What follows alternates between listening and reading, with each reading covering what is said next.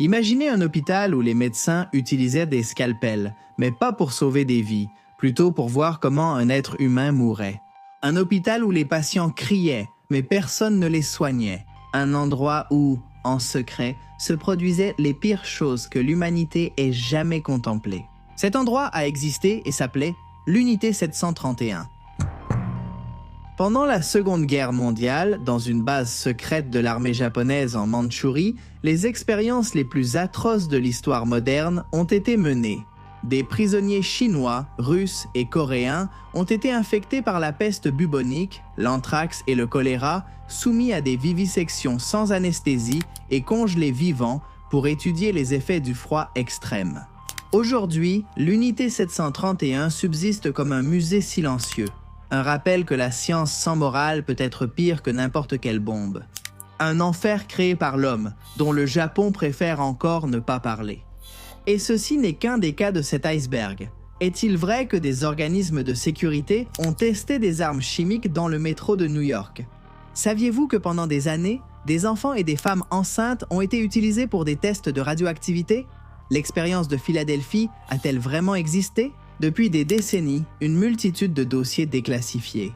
Et la présence suspecte de laboratoires grandioses et d'installations militaires ultra secrètes dans des zones reculées a suscité des rumeurs de pratiques frôlant l'inhumain et l'incompréhensible. Mais ne nous précipitons pas. Aujourd'hui, nous allons parler d'expériences que différents gouvernements successifs ont menées dans la clandestinité et qui ont été révélées jusqu'à nos jours grâce à des aveux tardifs, cherchant généralement une rédemption ou un avantage économique. Au début, la majorité de la population a pris ces histoires pour de simples théories du complot. Cependant, avec le temps, il s'est avéré que beaucoup d'entre elles ne relevaient pas du monde de la fiction. Soyez les bienvenus dans l'iceberg des expériences secrètes troublantes. Avant de commencer, je tiens à vous dire que de nombreux cas n'ont pas été inclus dans cette vidéo, car honnêtement, sinon elle serait interminable, elle durerait environ 3 heures. Si vous voulez qu'on fasse une deuxième partie, écrivez le mot « expérience » dans les commentaires ci-dessous. Si plus de 1000 personnes commentent « expérience », nous ferons une seconde partie. N'hésitez pas à proposer des idées pour de prochaines vidéos sur la chaîne. Encore une fois, nous vous remercions tous pour votre soutien à ces vidéos, en laissant un like, en devenant membre ou simplement en laissant un commentaire. Nous vous remercions énormément pour votre soutien à cette équipe humaine composée de scénaristes, de monteurs, de personnes derrière et devant la caméra, sans intelligence artificielle, qui chaque jour cherchent de nouveaux sujets pour vous divertir. Commençons.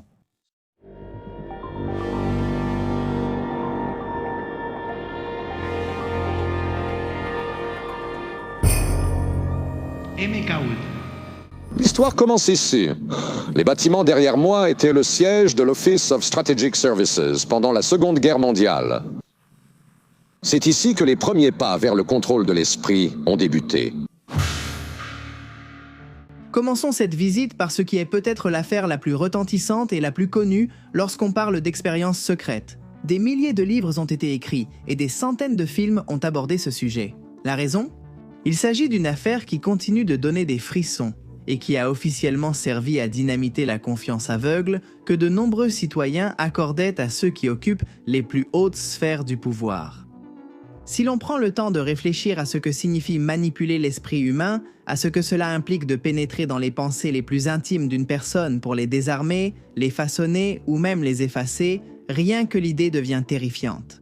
Ce qui est encore plus effrayant, c'est de savoir que c'est exactement ce que la CIA a tenté de faire pendant plus de 20 ans à travers le projet MKUltra. Un programme qui a marqué un tournant dans l'histoire des expériences secrètes des gouvernements. La naissance du MKUltra est intimement liée au climat de paranoïa qui régnait pendant la guerre froide. Les États-Unis et l'Union soviétique s'affrontaient non seulement sur le plan militaire ou politique, mais aussi dans le domaine de la science et de l'esprit humain. Il y avait une véritable peur à la Maison-Blanche. On soupçonnait que les Soviétiques développaient des techniques de lavage de cerveau capables de rendre dociles les prisonniers de guerre ou de transformer des citoyens ordinaires en espions involontaires. Des lettres et des documents aujourd'hui accessibles à tous témoignent que les Américains étaient même convaincus qu'à Moscou, de grosses sommes d'argent étaient investies dans des expériences liées à la télépathie ou à la télékinésie. De leur côté, et alimentant ce récit, les Soviétiques se vantèrent de leurs avancées dans l'étude de la psyché lors d'une campagne qui visait clairement à accroître la confusion de leurs ennemis.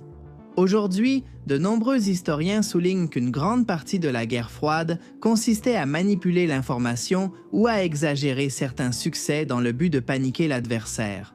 Autrement dit, beaucoup de ce qui a été diffusé à cette époque avait un rôle stratégique, logistique et militaire, et n'était pas toujours conforme à la vérité. Malgré tout, la menace ne pouvait pas être écartée en tant que telle, et cela explique comment le désespoir s'est profondément enraciné dans les organismes de sécurité, désormais incapables de discerner jusqu'à quel point l'autre camp avait du pouvoir, voire s'il en avait. Dans ce contexte, et désireux d'être à la hauteur de ce bloc qui semblait croître à pas de géant, les Américains ont commencé à donner le feu vert à une série d'actions des plus controversées, beaucoup étant couvertes par le fameux MK-Ultra. Dans cet iceberg, nous verrons certaines des expériences les plus contestables de ce projet, comme par exemple l'opération Midnight Climax. Cette opération s'est principalement déroulée à San Francisco et à New York, et consistait en la création d'appartements secrets déguisés en maisons closes. Dans ces lieux, des prostituées engagées par la CIA recevaient l'ordre d'attirer des clients sans méfiance. Une fois à l'intérieur, les hommes étaient drogués au LSD sans leur consentement, et tout ce qui se passait ensuite était minutieusement enregistré par des agents qui observaient depuis derrière un miroir sans teint. Tout en prenant des notes, ils enregistrèrent les conversations et parfois filmèrent la scène. L'objectif déclaré était d'étudier comment les personnes réagissaient sous l'effet de drogue dans des situations intimes et comment cela pouvait être manipulé ou utilisé lors de futurs interrogatoires. Mais en pratique, ce qui s'est passé fut un défilé grotesque de violations de la vie privée, d'abus de pouvoir et de jeux sadiques déguisés en recherche. Les agents, souvent un verre à la main, s'installèrent derrière les vitres sans teint pour observer comment les clients commençaient à perdre le fil de leur perception, à délirer, à sombrer dans la paranoïa ou à entrer dans des états d'euphorie et de panique. Il n'y avait pas de règles claires, pas de protocoles éthiques, et le plus troublant, c'est que les sujets n'ont jamais su qu'ils avaient fait partie d'une expérience gouvernementale. Ils repartèrent de là avec la vague impression d'avoir vécu une expérience confuse, sans imaginer qu'ils étaient observés comme des rats de laboratoire. Pour les plus critiques, ce qui se cachait derrière cette opération, c'était une pulsion sombre, un désir d'expérimenter sur des êtres humains simplement parce que c'était possible, parce que personne ne regardait et parce que le pouvoir donnait carte blanche pour le faire. Mais le MK-Ultra ne s'est pas limité au LSD. Dans d'autres expériences, on a utilisé des électrochocs, des techniques d'hypnose, la privation sensorielle et même des comas induits. Dans celles-ci, les patients étaient soumis pendant des semaines entières à des messages enregistrés répétés encore et encore, comme un mantra pervers conçu à la fois pour effacer des souvenirs et pour implanter des missions.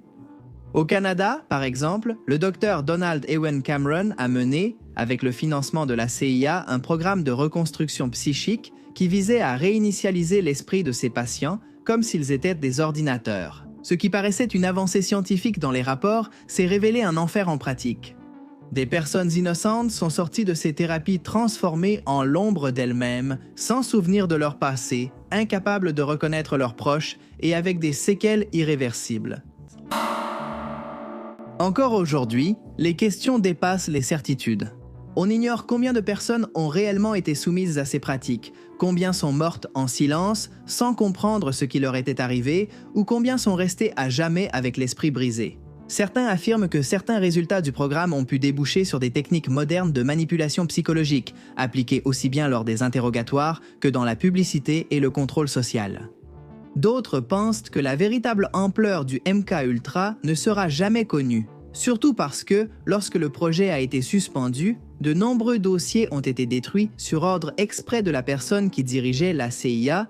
Bien sûr, certains soutiennent que le MK-Ultra lui-même n'a jamais cessé de fonctionner et qu'il n'a fait que changer de nom au fur et à mesure qu'il était découvert.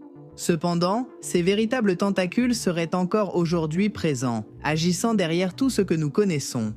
Au-delà de ce que nous décidons de croire, la vérité est que le MK-Ultra n'a pas été un accident isolé ni un simple dérapage malheureux, c'était une décision consciente du pouvoir. L'esprit humain, ce territoire intime et sacré, a été transformé en laboratoire de guerre, et l'écho de ce projet résonne encore aujourd'hui comme un avertissement sous forme de question. Jusqu'où un gouvernement peut-il aller lorsque la peur et l'ambition prennent le dessus? Essayons de mieux comprendre en commençant à descendre. Parlons, au niveau suivant, de ce qu'on a appelé la vision à distance. La opération Stargate. La façon dont l'information circulait était d'une importance vitale pour ce monde en pleine effervescence de la guerre froide.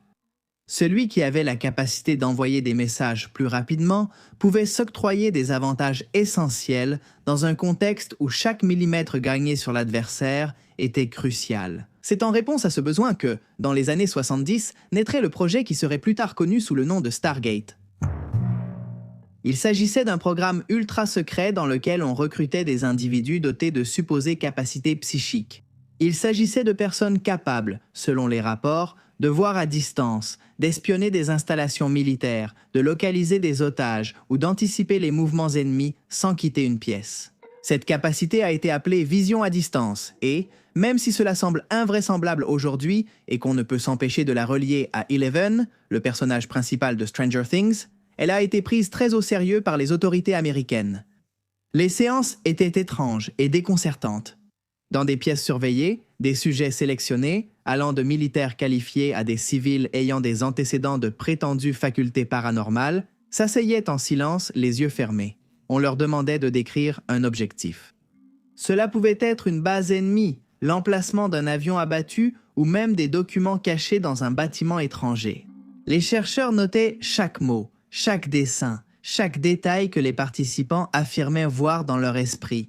Parfois, ce qu'ils décrivaient était étonnamment précis. Des coordonnées qui correspondaient à des structures réelles ou à des formes architecturales qui étaient ensuite confirmées par des satellites espions. Ces détails paraissaient impossibles à deviner. Était-on en train de s'aventurer dans un domaine d'études nouveau et complexe?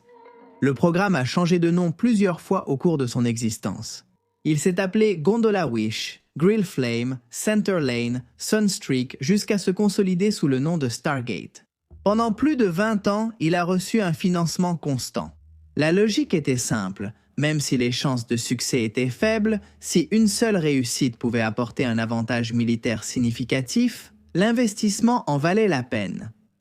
L'un des cas les plus cités dans le cadre du projet fut celui d'un médium qui, dans les années 80, a décrit avec une précision remarquable une installation secrète soviétique dédiée à la construction d'un sous-marin. Un autre participant a affirmé avoir localisé l'endroit exact où un militaire américain était retenu en otage au Moyen-Orient.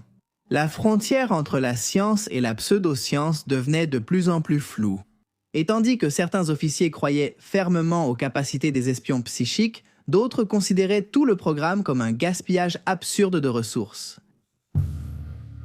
Le déclin de Stargate est survenu dans les années 90, après la chute de l'Union soviétique. L'ennemi qui avait justifié l'existence du programme n'était plus là, et les critiques internes concernant le manque de résultats vérifiables se multipliaient. En 1995, la CIA a ordonné la déclassification d'une grande partie des informations, reconnaissant publiquement qu'après plus de 2 décennies de recherche, les résultats n'avaient pas été suffisamment cohérents pour justifier la poursuite du projet. Ce qui est intéressant, c'est que la documentation elle-même déclassifiée laisse une impression ambiguë. D'un côté, le rapport final a conclu que la vision à distance n'était pas un phénomène significatif pour le renseignement militaire. Cependant, il reconnaissait que, dans certains cas isolés, des données obtenues coïncidaient étonnamment avec la réalité, entretenant ainsi les soupçons. Et s'il y avait plus que ce qu'on nous a raconté, et si une partie des véritables résultats était restée cachée dans des rapports qui n'ont jamais vu le jour, et si, effectivement, une armée d'hommes et de femmes avait été créée qui, grâce à leurs dons, avaient rejoint des organismes secrets sous l'aile du gouvernement. Aujourd'hui, le projet Stargate se trouve dans ce territoire étrange entre le réel et la légende. Nous savons qu'il a existé, bénéficié de millions de dollars, mobilisé des milliers de scientifiques, réalisé des centaines de séances et recueilli des témoignages de personnes convaincues d'avoir vu des lieux lointains sans bouger. Ce que nous ne savons pas, c'est quelle part de tout cela était due à la suggestion, quelle part au hasard, et quelle part, peut-être, à un phénomène que nous ne comprenons pas encore. Mais laissons de côté ces spéculations pour le moment. Mettons de côté pour l'instant les expériences de pensée et voyons quelles atrocités ont été commises en testant de nouvelles armes. Project 112. Si jusqu'à présent nous avons parlé de drogue, de manipulation mentale et d'espionnage psychique, avec le projet 112, nous entrons dans un domaine encore plus sinistre, l'expérimentation directe d'armes biologiques et chimiques sur des soldats et des populations, souvent sans qu'ils le sachent. Le projet 112 était un programme lancé au début des années 1960 sous la direction du département de la Défense des États-Unis. Son objectif officiel était d'évaluer comment différents agents chimiques et biologiques se dispersaient et quels effets ils produisaient dans des scénarios de guerre. Le projet a fonctionné comme un immense parapluie qui a couvert des dizaines d'essais dans différentes régions, allant de bases militaires aux États-Unis jusqu'à des territoires dans le Pacifique et des pays alliés. Dans ce cadre, l'une des branches les plus controversées fut le projet SHAD, axé spécifiquement sur des essais réalisés sur des navires de la marine américaine. Entre 1962 et 1973, des centaines de marins ont participé à ces essais sans vraiment savoir de quoi il s'agissait. On leur disait qu'il s'agissait d'exercices de routine, d'entraînement pour évaluer la préparation des équipages, alors qu'en réalité, ils étaient exposés à des agents chimiques, biologiques ou à des simulants conçus pour mesurer leur comportement dans des conditions réelles. Pulvérisés avec des aérosols, des substances étaient libérées dans l'atmosphère ou dans l'eau, puis on analysait à quelle vitesse elles se propageaient et combien de temps elles restaient actives. Il faut préciser que dans de nombreux cas, les marins n'avaient pas d'équipement de protection adéquat. Ils étaient là pour accomplir leur service, sans savoir que chaque inspiration pouvait être mortelle. Les rapports indiquent que des agents comme le BX et le sarin ont été utilisés, deux des gaz neurotoxiques les plus mortels connus. Outre les bactéries et champignons, considérés comme simulants inoffensifs mais pouvant causer de graves problèmes de santé chez les personnes vulnérables, les essais n'ont pas été limités à la mer. Le Project One incluait aussi des expériences dans des zones habitées, telles que des régions d'Alaska, d'Hawaï, du Panama et même dans des pays alliés comme le Canada et le Royaume-Uni. Des nuages de produits chimiques étaient libérés pour étudier leur déplacement avec le vent ou des zones contrôlées étaient contaminées pour tester la résistance des équipements et du personnel. Tout cela a été fait, comme nous l'avons dit, au nom de la sécurité nationale, selon la logique que si les États-Unis étaient attaqués avec des armes biologiques, ils devaient être prêts à réagir. Cependant, le coût humain a été énorme. Des décennies plus tard, des anciens combattants ayant participé au programme ont commencé à dénoncer des problèmes de santé chroniques tels que des maladies respiratoires, des cancers et des lésions neurologiques. Beaucoup n'ont jamais reçu de soins appropriés, car on leur avait officiellement caché qu'ils avaient fait partie d'une expérience. Le secret a été si bien gardé que pendant longtemps, même les médecins des anciens combattants ignoraient que leurs patients avaient été exposés à des agents chimiques ou biologiques. Cela a entraîné des diagnostics erronés, des traitements inadaptés et, dans de nombreux cas, des décès qui auraient pu être évités. La souffrance s'est également étendue aux familles. Les épouses et les enfants de marins ont signalé des problèmes de santé, soupçonnant que l'exposition laissait des traces transmises aux générations suivantes. Le Project One est l'un de ces cas où l'invisible devient monstrueux. Il n'y avait pas d'ennemis à l'affût. Le danger venait de l'intérieur, des ordres d'un gouvernement prêt à sacrifier ses propres hommes et femmes. Le résultat, des expériences qui ne diffèrent pas tellement de celles pour lesquelles, dans d'autres contextes historiques, on a accusé et condamné des régimes autoritaires. On n'a jamais su avec certitude combien de vétérans ont été exposés, ni quelle a été l'ampleur réelle des substances libérées dans différentes régions. Les archives disponibles sont incomplètes. De même, les rapports concernant le cas situé un peu plus bas sont également incomplets. Un cas dans lequel on ne jouait plus avec la vie des militaires, mais avec celle de la population civile. Metro de Nueva York. Au milieu des années 60, l'armée américaine a mené une série d'essais secrets pour étudier le comportement des agents biologiques dans des espaces à ventilation artificielle. Le laboratoire idéal, du point de vue des militaires, n'était ni un champ d'essai désertique, ni une base isolée. Il cherchait quelque chose de plus fermé et fréquenté, comme le métro de New York, un réseau parcouru chaque jour par des millions de personnes. Entre 1966 et 1968, la division des opérations spéciales de l'armée a mené une série d'expériences secrètes dans ce métro. La procédure consistait à libérer des nuages microscopiques de bactéries et de poussières fluorescentes dans des stations bondées de passagers sans que personne ne s'en aperçoive, puis à analyser comment ils se dispersaient le long des lignes et des tunnels. Pour les tests, on a utilisé, comme dans le cas précédent, le Bacillus subtilis. Les militaires voulaient vérifier comment, en cas d'attaque à l'anthrax ou à la peste, les agents se propageraient dans un espace urbain. La logique était simple et sinistre. S'ils parvenaient à cartographier comment un agent pathogène simulé voyageait entre les wagons, les tunnels et les courants d'air, ils auraient des informations clés pour concevoir à la fois des défenses et des stratégies offensives. L'expérience la plus célèbre a eu lieu en juin 1966 sur la ligne Broadway du métro de Manhattan. Des agents militaires sont montés dans un train à l'heure de pointe avec des ampoules électriques remplies de poussière bactérienne et les ont discrètement laissées tomber au sol. Celles-ci se sont brisées avec un léger claquement et ont libéré un nuage blanc presque invisible. Personne n'y a vraiment prêté attention. Les passagers ont poursuivi leur voyage comme si de rien n'était, sans savoir qu'ils respiraient et transportaient des millions de spores microscopiques. Les résultats ont été frappants. En analysant les systèmes de ventilation et les surfaces des stations, les militaires ont confirmé que les bactéries s'étaient rapidement dispersées sur plusieurs lignes, atteignant une zone impliquant plus d'1 million de passagers en quelques heures. En d'autres termes, un seul acte de libération pouvait exposer toute la ville en un temps record. Le plus troublant dans tout cela, c'est que les habitants n'ont jamais été informés. L'expérience est restée secrète jusqu'au début des années 70, lorsque des documents déclassifiés ont révélé que des milliers de New-Yorkais avaient été, sans le savoir, des participants involontaires à une expérience. Il n'existe aucun registre officiel de décès ou de maladies graves directement liées à cette expérience, mais il est certain qu'aucun suivi exhaustif à long terme n'a jamais été effectué. Personne n'a comptabilisé combien de passagers vulnérables ont pu être affectés en silence. Cet épisode a clairement montré que, pour les stratèges militaires, les grandes villes américaines étaient des terrains d'essai parfaits. Mais il n'y a pas eu que des expériences avec des armes biologiques. À d'autres occasions, la cruauté des hommes de science s'est manifestée par leur décision de ne pas intervenir. Voulez-vous savoir à quoi je fais référence? Continuons à descendre. El experimento Tuskegee.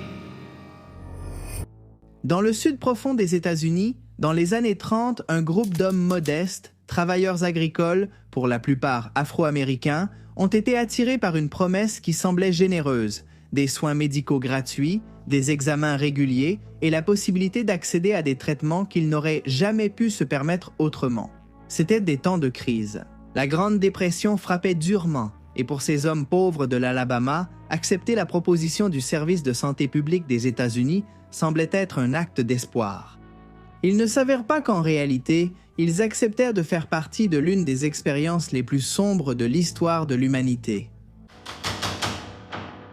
Le projet a commencé en 1932 dans la ville de Tuskegee. Officiellement, il a été présenté comme une étude sur le mauvais sang, un terme ambigu que les communautés rurales afro-américaines utilisaient pour désigner différentes maladies, allant de l'anémie à la fatigue chronique.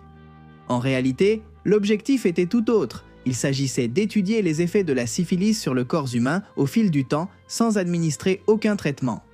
Le plan était simple et sinistre. Les médecins responsables de l'étude n'informeraient pas les patients de leur véritable diagnostic et ne leur offriraient jamais le traitement qui pourrait leur sauver la vie. Environ 600 hommes ont participé à l'étude. Parmi eux, 399 étaient infectés par la syphilis et 201 n'avaient pas la maladie. Ces derniers servèrent de groupe témoin. Les chercheurs ont mené un suivi qui s'est étendu sur plusieurs décennies. Les patients recevèrent des visites régulières, des analyses, des examens physiques pour les rassurer, de petits avantages, des repas, le transport gratuit à la clinique, voire de l'argent pour couvrir les frais d'enterrement. Tout semblait être un geste de bienveillance, mais derrière ce masque se cachait un calcul froid. Garder les hommes dans l'étude le plus longtemps possible et observer comment la syphilis détruisait leur corps, leurs organes et leurs esprits. Pour comprendre le niveau de cruauté de cette expérience, il est nécessaire de savoir comment la syphilis évolue sans traitement. Elle commence d'abord par une petite plaie, presque imperceptible. Ensuite, la bactérie envahit l'organisme et attaque progressivement différents systèmes. Le cœur, le cerveau, les os. Au fil des années, les personnes touchées peuvent souffrir de cécité, de paralysie, de démence et d'une mort lente et douloureuse. C'est ce qu'on observait à Tuskegee. Chaque convulsion, chaque perte de mémoire, chaque basculement dans la folie était soigneusement noté dans les dossiers médicaux, comme si les patients n'étaient qu'une statistique et non des êtres humains avec des familles, des rêves et des droits. Le plus sinistre, c'est que l'expérience a continué même après qu'en 1947, la pénicilline ait été officiellement reconnue comme le traitement le plus efficace contre la syphilis. Bien qu'ils disposaient d'un remède sûr et accessible, les chercheurs n'ont pas renoncé à leur cruauté et n'en ont pas informé les personnes concernées. Selon eux, il s'agissait de préserver la pureté scientifique de l'étude. En d'autres termes, ils ont choisi de laisser des centaines d'hommes mourir lentement plutôt que de modifier les résultats de leurs recherches. Les conséquences ont été dévastatrices. Il ne s'agissait plus seulement des morts ou des dommages subis par les participants directs à l'expérience. Les épouses de plusieurs de ces hommes ont été contaminées sans le savoir et les enfants nés de ces familles ont souffert de la syphilis congénitale, avec des malformations et des souffrances à vie. Des générations entières ont été marquées par une expérience qui se justifiait au nom de la science, mais qui n'était rien d'autre qu'un acte de racisme institutionnalisé et systématique. Le silence a duré des décennies, car le programme, approuvé par le gouvernement, n'était pas remis en question. Mais au début des années 70, la vérité a commencé à filtrer. En 1972, un lanceur d'alerte interne, Peter Buxton, a révélé l'existence de l'expérience à la presse. L'indignation a été immédiate. Des enquêtes ont été lancées, l'étude a été suspendue et sa fermeture a été ordonnée. Le gouvernement a dû faire face à des poursuites judiciaires de plusieurs millions de dollars et finalement, en 1997, le président Bill Clinton lui-même a présenté des excuses officielles au nom des États-Unis aux survivants et aux familles des victimes. Ce discours, diffusé à la télévision, était une reconnaissance tardive d'un préjudice qui ne pouvait plus être réparé. L'expérience de Tuskegee est devenue un symbole de l'abus de pouvoir déguisé en science. C'était la preuve que lorsque les limites éthiques disparaissent, la médecine peut se transformer en un outil de torture. Cela a également profondément entamé la confiance de la communauté afro-américaine envers les institutions de santé publique, une méfiance qui persiste encore aujourd'hui. Après cette expérience, le rejet des campagnes de vaccination a entraîné de nouveaux décès. Le plus troublant, c'est la froideur avec laquelle le plan a été exécuté. Il s'agissait de médecins, de chercheurs et de fonctionnaires qui savaient parfaitement ce qu'ils faisaient. Tous des professionnels dotés de connaissances et de positions privilégiées qui ont observé avec arrogance les secteurs vulnérables de la société qu'ils considéraient comme des dommages collatéraux. Mais continuons à descendre à la recherche de ces zones immergées et obscures qui cachent souvent les vérités les plus dérangeantes sur le pouvoir, la science et la capacité humaine à justifier l'injustifiable. Comme lorsque l'on a caché l'effet que la première bombe soviétique a eu sur toute la population. Polígono de Semipalatinsk. Il y a une étendue de terre au cœur du Kazakhstan où le vent semble porter un écho ancien. À première vue, ce n'est que de la steppe. Des kilomètres et des kilomètres d'herbes sèches, de pierres grises et une ligne d'horizon qui se courbe sous la chaleur. Rien ne laisse deviner que là, sous ce sol immobile, dort encore la lueur de centaines de soleils artificiels. Sur les cartes soviétiques, cet endroit figurait sous un nom presque administratif, polygone de Semipalatinsk. Mais pour ceux qui vivaient à proximité, pour ceux qui ont vu le ciel s'embraser encore et encore, c'était simplement l'endroit où la terre tremblait sans raison. Le 29 août 1949, alors que l'aube commençait à peine à colorer les collines, une explosion fit jaillir une colonne de feu qui s'éleva avec une lenteur impossible. Il n'y eut pas de sirène, pas d'avertissement, seulement un éclair si intense que, pendant quelques secondes, le monde sembla disparaître dans une seule lumière. C'était la première bombe atomique soviétique. Ils l'ont appelée RDS-1. Mais pour ceux qui l'ont vue de leurs propres yeux, elle n'avait pas de nom. Les paysans sont sortis de chez eux pour observer le spectacle sans savoir que l'air qu'ils respiraient était déjà chargé de morts. La poussière radioactive est tombée sur les champs comme une bruine invisible, se déposant sur les toits, les animaux et les eaux de la rivière.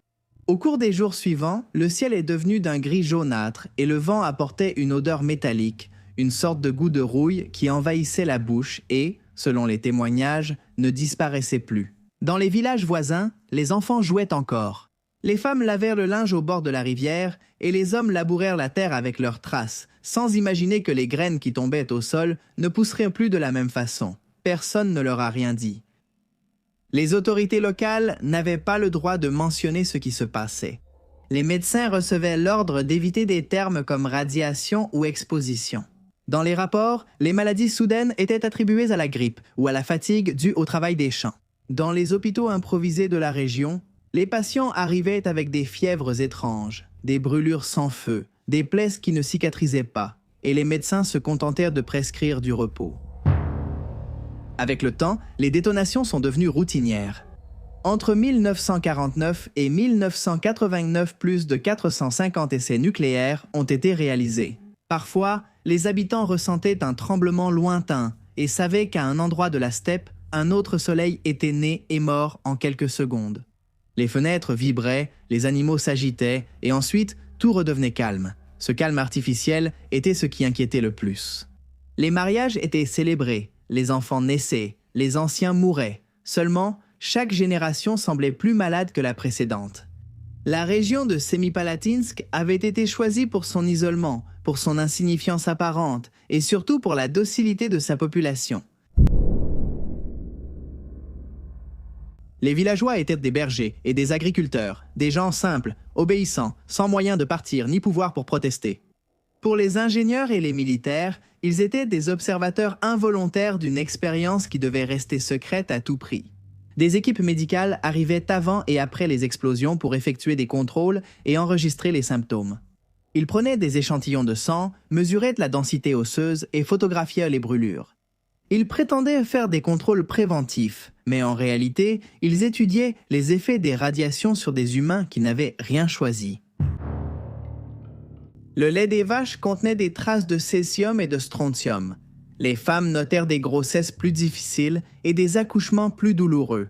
Les enfants naissaient avec des problèmes de vue, une peau trop pâle et des organes qui ne fonctionnaient pas tout à fait correctement. Dans certains villages, le nombre de décès infantiles a été multiplié sans explication. Mais les autorités maintenaient le discours officiel. Il n'y avait aucun danger, tout était sous contrôle, et quiconque disait le contraire mettait en danger la sécurité nationale. Il y a eu des jours où le ciel devenait rouge, des jours où la neige tombait noire et où l'eau de la rivière Teka formait une écume jaunâtre. Au cours des décennies suivantes, lorsque les explosions ont commencé à avoir lieu sous terre, les secousses ont continué. Les cratères se sont multipliés et de nombreux tunnels ont été scellés avec des matériaux radioactifs qui, avec le temps, ont commencé à s'infiltrer dans le sol. Dans les années 70, quelques jeunes médecins travaillant à Semipalatinsk ont commencé à remarquer des schémas impossibles à ignorer. Ils savaient que quelque chose n'allait pas, mais ne pouvaient le dire. Les recherches étaient confisquées, les rapports étaient classés dans des dossiers sans suite et les noms de ceux qui insistaient trop disparaissaient des listes du personnel. À la fin des années 80, quand l'Union soviétique a commencé à se fissurer, la peur s'est un peu relâchée. Pour la première fois, les gens ont commencé à parler et ce n'est qu'en 1989 que les voix se sont unies pour protester. Des milliers de personnes ont défilé avec des pancartes écrites à la main exigeant la fin des essais. En 1991, avec l'effondrement définitif de l'Empire soviétique, le gouvernement du jeune Kazakhstan a décrété la fermeture du site de Semipalatinsk. Mais ce qui avait été libéré pendant 40 ans ne pouvait pas être enfermé d'un simple coup de stylo. Les particules radioactives étaient toujours là, incrustées dans la terre, voyageant avec le vent, s'infiltrant dans les os de ceux qui avaient survécu. Dans les villages voisins, les taux de cancer ont continué à augmenter. Certains enfants naissaient avec des traits si inhabituels que les voisins disaient qu'ils portèrent la marque de la lueur. Aujourd'hui, des décennies plus tard, l'endroit ressemble à un désert paisible. Les bâtiments du complexe sont en ruine, rouillés, couverts de poussière. Il y a des zones où le sol est stérile, où rien ne pousse. Les visiteurs d'aujourd'hui disent que le silence est le plus troublant. Il n'y a ni oiseaux ni insectes, seulement le vent. Un vent sec qui continue de porter avec lui une odeur métallique.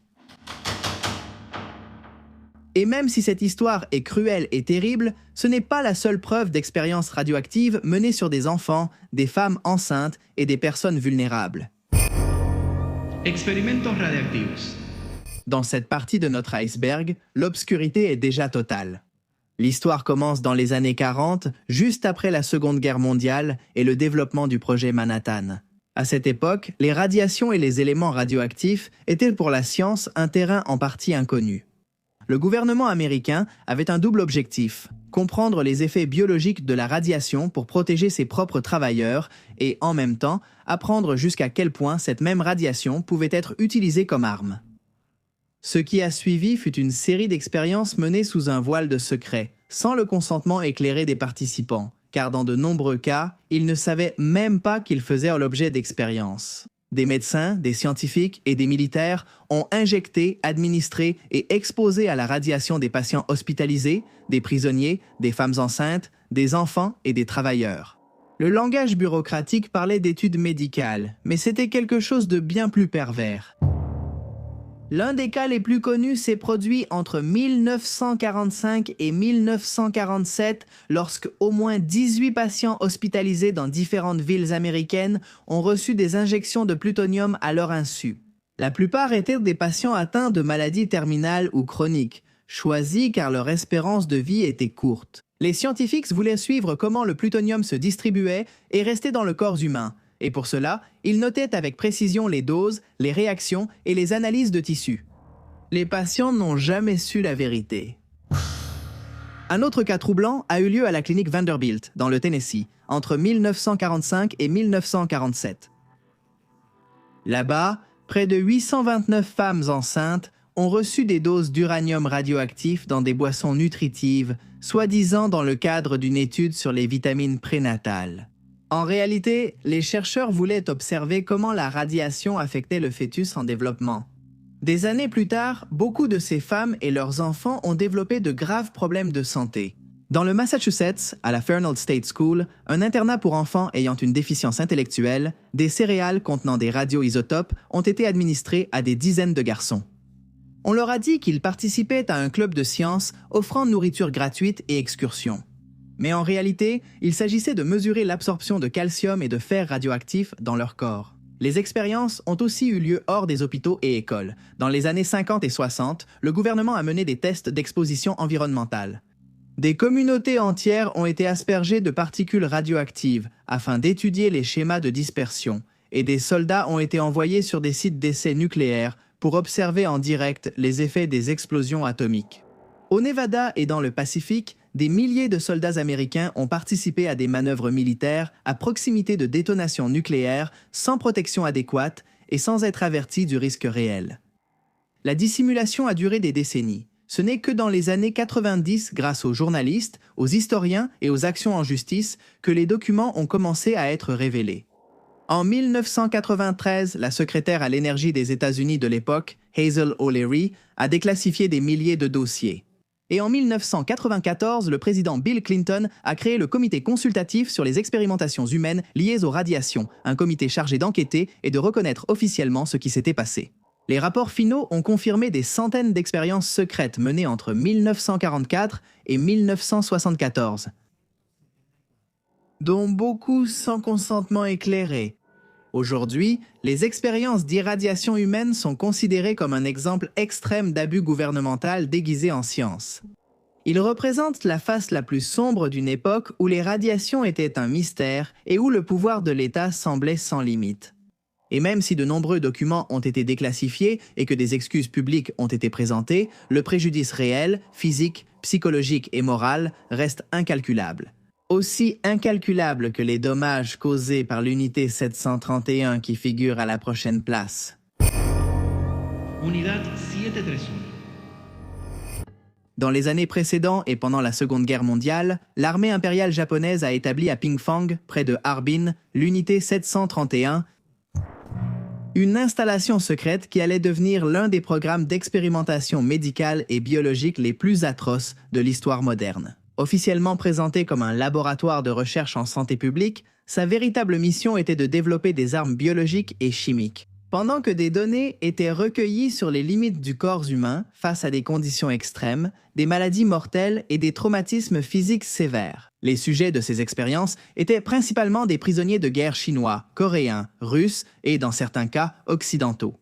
Des personnes enlevées, trompées ou détenues arbitrairement sont devenues des victimes involontaires d'un projet systématique de mort déguisé en science. Ce qui se passait à l'intérieur de l'unité 731 allait bien au-delà de la cruauté individuelle.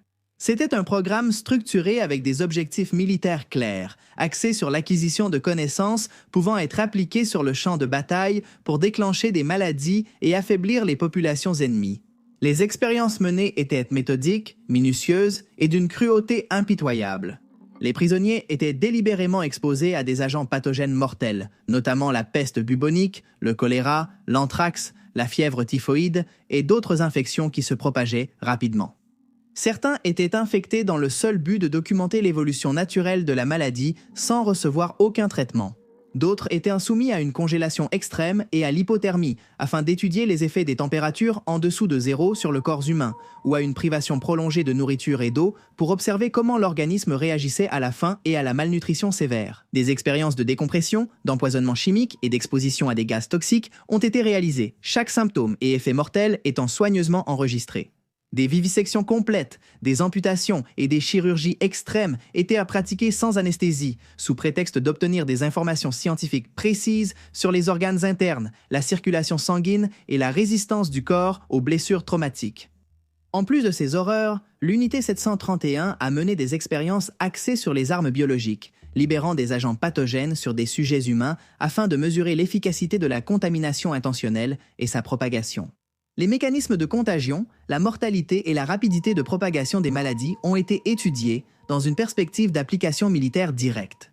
Certains prisonniers étaient placés dans des cages en plein air et exposés à des bombardements simulés avec des bactéries, tandis que d'autres étaient forcés d'ingérer de la nourriture ou de l'eau contaminée. Les registres détaillés tenus par les chercheurs reflètent une précision scientifique troublante, mais toujours dépourvue de toute considération éthique ou humanitaire. Chaque expérience était conçue pour maximiser les connaissances sur la manière d'infliger la souffrance et la mort de façon efficace et contrôlée. L'ampleur des crimes commis par l'unité 731 est restée secrète pendant des années, même après la guerre. De nombreux responsables ont été protégés par les États-Unis en échange d'informations sur les armes biologiques et n'ont pas fait l'objet de procès complets pour crimes de guerre, alors que la communauté internationale commençait à peine à comprendre l'étendue des horreurs perpétrées. La mémoire de ces atrocités a été fondamentale pour développer des protocoles éthiques dans la recherche médicale moderne. Soulignant la nécessité du consentement éclairé, du respect de la vie humaine et de limites claires sur ce que la science peut ou ne peut pas faire. À ce stade, nous sommes déjà arrivés au point le plus bas de notre iceberg, mais nous voulons explorer un sujet bonus. Que se passe-t-il lorsque la science défie la science elle-même? Parlons d'un cas aussi légendaire que controversé. Bonus, Experimento Philadelphia. En octobre 1943, pendant la Seconde Guerre mondiale, la marine des États-Unis a entrepris ce qui allait plus tard être connu sous le nom d'Expérience de Philadelphie. Un projet entouré d'un secret absolu et de mystère, dont l'objectif officiel n'a jamais été complètement révélé, mais qui, selon les versions les plus connues, visait à développer une technologie d'invisibilité et de camouflage pour les navires de guerre. L'expérience s'est concentrée sur le destroyer USS Eldridge, un navire destiné à protéger des routes stratégiques contre d'éventuelles attaques ennemies. L'idée était d'utiliser des champs électromagnétiques avancés pour faire disparaître le navire aux yeux des ennemis et, en théorie, même du radar, dans l'espoir d'offrir un avantage stratégique sans précédent au milieu d'un conflit mondial dévastateur. Selon les récits qui ont émergé des années plus tard, lorsque l'USS Eldridge a été soumis à la technologie expérimentale, un champ d'énergie intense a entouré le navire, générant un phénomène qui non seulement affectait la visibilité, mais interférait également avec la perception du temps et de l'espace. Des témoignages de marins et d'officiers qui affirmaient avoir été impliqués dans le projet décrivent des scènes de terreur absolue. Certains hommes se sont retrouvés temporairement fusionnés avec le métal du navire, d'autres ont disparu et réapparu à des kilomètres de distance, tandis que d'autres encore ont subi des dommages physiques irréparables comme des brûlures internes et des dépressions nerveuses. L'expérimentation a provoqué le chaos à l'intérieur même de l'USS Eldridge, générant des épisodes de désorientation, de paranoïa et de folie parmi l'équipage, et laissant un halo de mystère qui persiste jusqu'à nos jours. Certains récits affirment que le navire a complètement disparu du port de Philadelphie pendant de brèves périodes, pour réapparaître quelques instants plus tard à des endroits différents. Tous les témoignages de première main ont été considérés comme peu fiables. Et les sceptiques pensent que l'expérience de Philadelphie n'est rien d'autre qu'une histoire exploitée par les chercheurs paranormaux d'autrefois. Qu'ils avaient beaucoup d'imagination et accordèrent du crédit à des personnes qui déliraient ou tout simplement mentaient. D'autres pensent que le discrédit méthodique accordé à l'histoire cherche à en cacher les aspects réels. L'homme a-t-il pu manipuler la téléportation? Des portails réels vers d'autres temps et espaces ont-ils été ouverts? L'histoire de l'USS Eldridge et des marins qui ont participé à la prétendue expérience est devenue un mythe contemporain mêlant science, conspiration et horreur, laissant une ombre persistante sur ce qui aurait pu être l'une des opérations les plus audacieuses et dangereuses de l'histoire navale. C'est aussi un symbole du fait de jouer avec les lois de la physique sans comprendre les conséquences que cela peut avoir sur la vie humaine. Final. Officiellement, nous avons terminé ce voyage, mais pour tous ceux qui sont arrivés jusqu'ici, il y a une dernière révélation. Parfois, ils expérimentent sur nous de manière plus subtile et peut-être plus effrayante. Laissez-moi vous expliquer.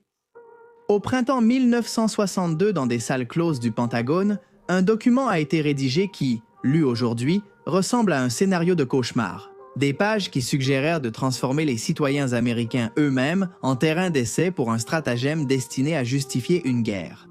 Ce n'était pas une note de conspirateur isolé.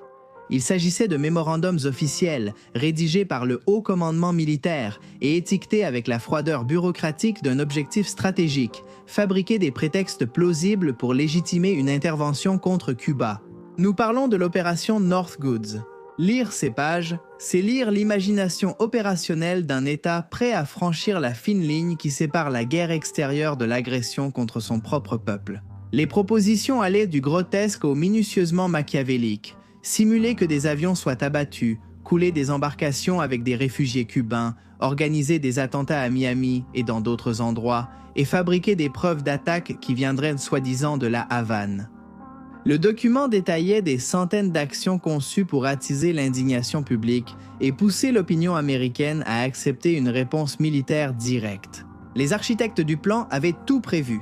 Comment semer des preuves, comment présenter des victimes, voire comment recréer des funérailles et des récits médiatiques qui rendraient crédible la culpabilité cubaine. La logique perverse ne négligeait aucun détail. Si nécessaire, on simulerait une prétendue interception ou interférence électronique de vols spatiaux, on utiliserait des agents se faisant passer pour des terroristes cubains ou on provoquerait des incidents sur la base de Guantanamo. L'histoire se souvient d'autres épisodes où des États ont manipulé l'information pour justifier des interventions. Vous pouvez consulter notre reportage sur la chute des tours jumelles pour approfondir certaines théories qui pourraient étayer cela. Les réactions au sein de l'administration ne se sont pas fait attendre. Bien que les commandants militaires aient soutenu et signé la recommandation, le plan n'a pas obtenu l'approbation finale qu'ils recherchaient. John F. Kennedy, que de nombreux contemporains et la postérité décrivent comme un président en tension constante avec certains secteurs de l'armée, a refusé de mettre ses propositions en œuvre.